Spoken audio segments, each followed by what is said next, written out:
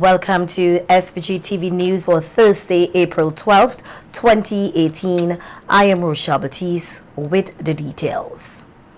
Police here have launched an investigation in relation to at least two viral video clips in which two men, one reportedly a Vincentian national, being held at gunpoint by Spanish-speaking abductors and could be heard begging for their lives. In one of the video clips being circulated here, the two men are seen sitting side by side in what appears to be a living room. The main spokesperson, who carries a dreadlock, is asking for monies to be sent by named personnel to facilitate their release. In the same video, the spokesman pointed out that his colleague, whom it is now being assumed as the Vincentian national, could not speak and showed his tongue with severe bite marks. In the other video clip, the two men are seen standing next to a wall with their hands bound. A Spanish-speaking man is pouched on the wall above both men, holding a gun and hitting them in the head with the weapon. It is alleged that the Vincentian in the video is from Union Island in the Grenadines and that he, along with the other person in the video, were kidnapped because of a drug deal which went wrong. The police here, however, said that they have been unable to confirm any of the allegations. In a telephone interview with SVG-TV News on the matter earlier today, Acting Deputy Commissioner of Police Frankie Joseph said they are looking into the matter as to verify if the videos are real or fake. ACP Joseph also noted that they are in contact with neighboring authorities on the matter. We are still conducting some investigation because we also trying to ascertain the authenticity of the video and still trying to find out exactly where these videos were taken. So it is still ongoing investigation. Yes, with other regional authorities to see if we can get down to exactly where these videos have been taken, where these persons have been held. The Acting Deputy Commissioner of Police is, however, appealing to the general public to provide information on the men in the video and their whereabouts. I want to take this opportunity to appeal to the general public. The general public have been very supportive of the police force throughout the years. We have enjoyed a very good relationship, good working relationship, and I'm hoping that we can continue to build on this relationship. So I'm really appealing to the general public that anyone who have information that they think that can help us in trying to locate these two persons, that we really welcome those information. You can call any police station, you can come into my office at any time and give that information. An investigation is also underway here into a possible fraud case involving Antigua and Barbuda passport. Acting Deputy Commissioner of Police Frankie Joseph confirmed the probe to SVG-TV News. Although he did not provide much detail on the matter, ACP Joseph said a bio page of information was found with an individual. I can confirm that we are conducting some investigations into some Antiguan passport bio page information that was found in someone's possession.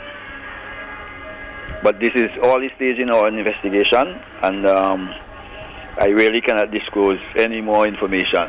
But I'm just confirming, yes, we are conducting such investigation. At this present moment, that is the most information that we can actually give. In more police news, Junior Gomez, a 29-year-old self-employed of Cane Garden, Trinidad and Tobago, and 28-year-old unemployed Yonet Small of Camden Park were arrested and charged for conspiracy to commit the offense of drug trafficking.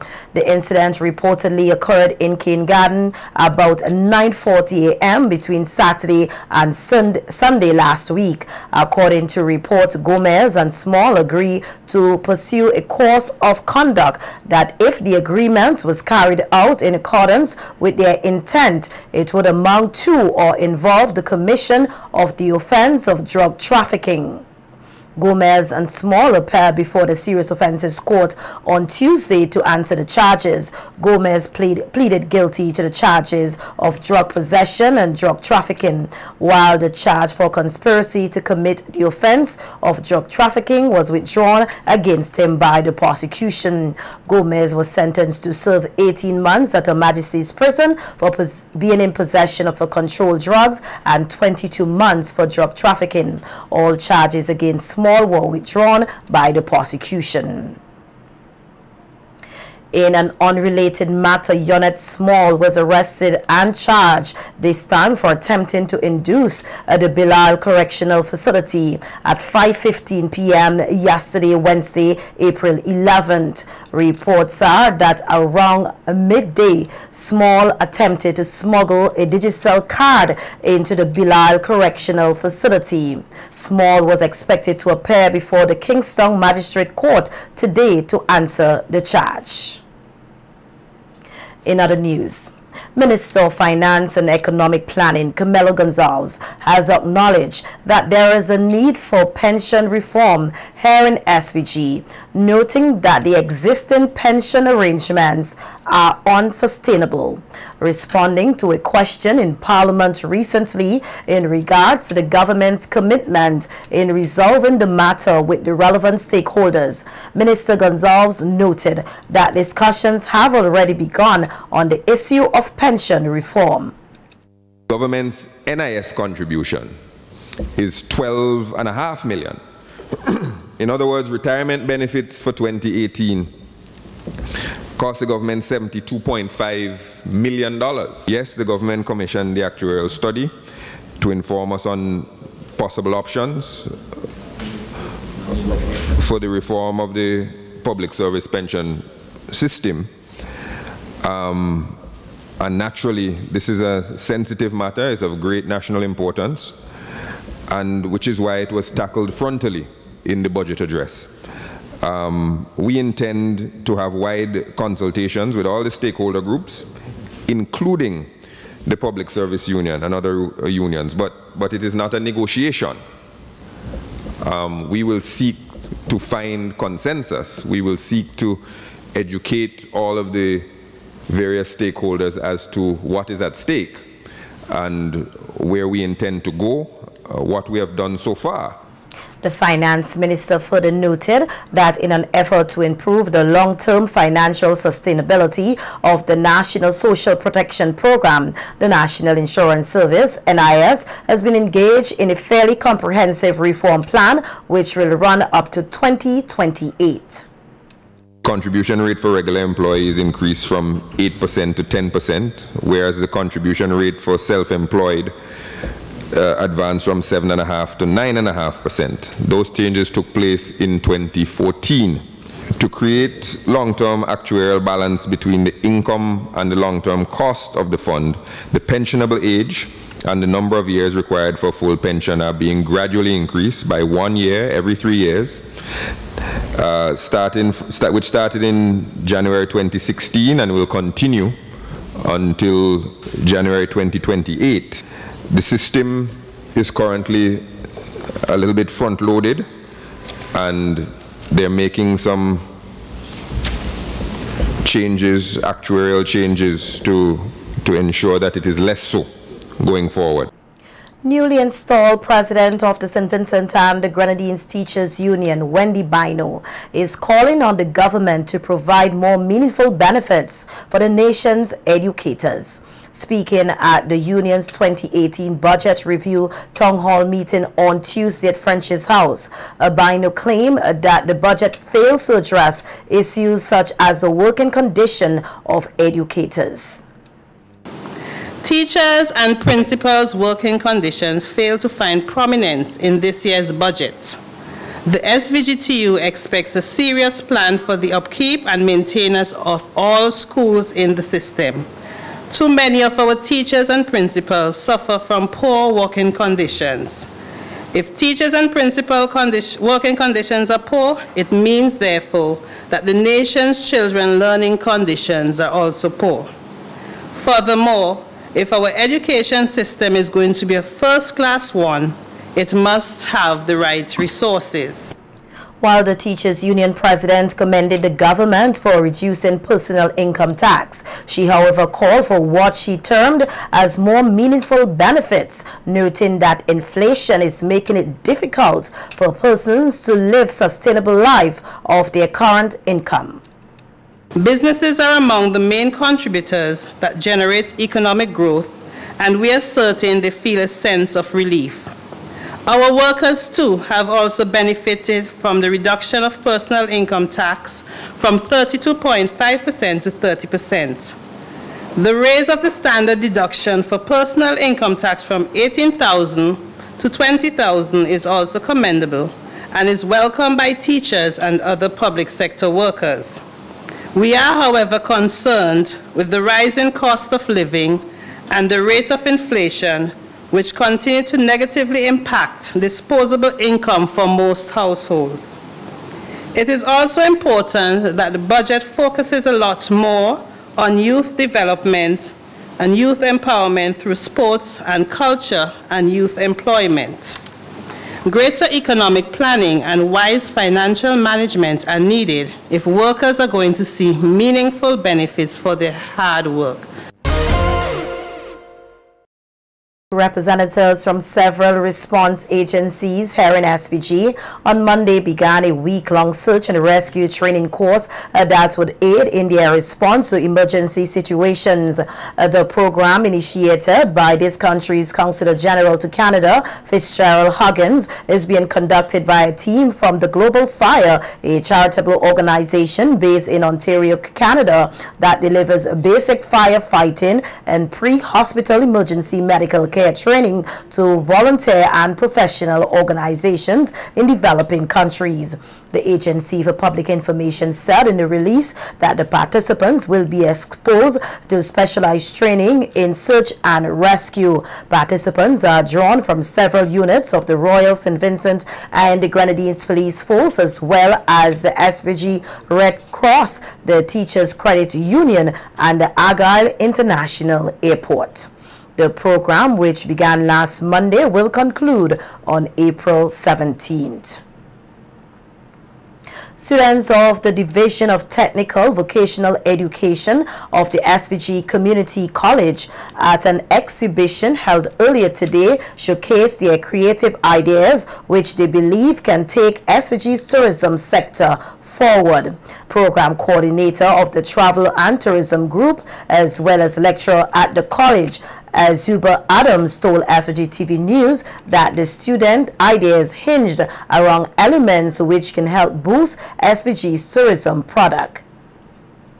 What we have is a cultural extravaganza. The second-year tourism students would have learned several courses. They would have been doing sustainable tourism, tourism marketing, heritage tourism, tourism policy and planning, and what they have to do is to utilize the information they have gathered from these courses and showcase what St. Vincent have to offer in terms of the sports tourism, adventure, in terms of food, health, heritage, and that's what they're doing here this evening.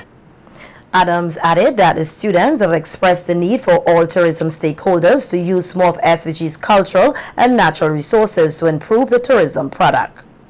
Well, what the students have observed, being tourism students, is that our focus has shifted in terms of tourism, and they want to incorporate more our heritage and culture in our tourism product, and that's what they have said and have identified that we are losing it. And as you can see, some of the students are bringing back some of the old folk dances and the foods that we are using, because what they're saying is when they go out to restaurants and so on, nothing is there so much pertaining to foods from the past, and that is what they're thinking should be incorporated in restaurants throughout St. Vincent, because we don't want to lose that culture that we have, which is very rich and very unique to our country. Some of the students who took part in the exhibition used the opportunity to showcase their projects featuring aspects of SVG's culture and heritage. Now this theme is very broad, so we decided to do this because culture and heritage has a lot to do with our background and what we're doing currently as a country. Now in this hut we have showcasing few food items. We tried not to stray since there's another group doing food tourism. We have local handmade crafts done by local entrepreneurs in St. Vincent and the Grenadines. Behind me we have hammocks and few artifacts that were used in the past, and so we are here educating persons and our visitors and guests about what we have in store. Behind me also we have a model of our revamped site, will be Free Falls in South Rivers and the Grenadines, in South Rivers in St. Vincent and the Grenadines, where we will be explaining this model about what we would like to do about this site. We chose to keep it eco-friendly, so there isn't much development done. Everything that we did was done naturally, so it'd be eco-tourism. Today, we are just demonstrating all of the tourism sites in our own artistic And today, we are also having the forestry representing us with some birds, depicting them in St. Vincent and the Grenadines, and also showcasing them at Vermont Nature Trail. That is one of the most visited areas in St. Vincent and the Grenadines. Today, we are also part of depicting our culture as we portray Port Charles and also Port Lieutenant that has played a most important role in St. Vincent and the Grenadines history. This is a product after you grind it. If you wait 3 to 4 days, it gets harder, which then you can make tea with. To make the chocolate that we eat, this has to be processed more. But for now, we have what makes tea. So far. We can use coconut as a product to sell St. Vincent. Now you may ask how. Coconut is grown here locally, so we do not have to spend money to import because it is grown here. Showing appreciation for the selfless efforts of their pioneers and the support of their members throughout their 60 years of existence, the management and staff of the Kingston Cooperative Credit Union, the KCCU, earlier today held its 60th anniversary church service at the Kingston Methodist Church. The event was attended by representatives of various local financial institutions, government and private sector officials, as well as members. In her remarks, President of the KCCU, Cynthia Hope Brown, said the credit union remains committed to being a top financial institution here in SVG. It remains a force in the financial landscape and a trailblazer among cooperatives, signaled by a commitment to enhance the well-being of its members and the various communities within which it operates. KCCU was registered on April 12th, this very day, in 1958, with a share capital of a mere $253.98 and a membership of 53 persons. As we look back on our very humble beginnings, the journey that was started 60 years ago, we are mindful of the people that had a great impact on where KCCU is today. This foundation was laid. Nobody knew where we would be today. A lot has changed in the last 60 years, but our focus has remained steadfast, service to our members. Hope Brown said the KCCU will continue to provide products and services that meet the evolving financial needs of its members. KCCU currently has a membership of over 20,000 persons. We have recently met our $100 million in assets. Put your hands together for that. We recently launched at our press conference 2 new products, our diamond wheels and the KCCU Protect, which is a loan product that deals with disaster preparedness. And tomorrow, we are proud to say that we will be opening our newly renovated branch office in Mespo. For our corporate commitments, is to improve the quality of life in the communities we serve. Our community involvement program is proof that we take this commitment seriously. Representative of the Cooperative Division in the Ministry of National Mobilization, Kuwasi Kato, extended best wishes to the KCCU as they continue to serve their members and the overall Vincentian public. 6 years of service to such a beautiful island of St. Vincent and the Grenadines could only attest to the great impact that this credit union has made to the lives of all Vincentians. And by the grace of God, we hope that this service will continue. The Community and Cooperative Division wishes the Kingstown Cooperative Credit Union a blessed and happy 60th anniversary and extend our wishes for God to continue to bless the credit union. The KCCU is expected to open their Mespo office tomorrow at 2 p.m.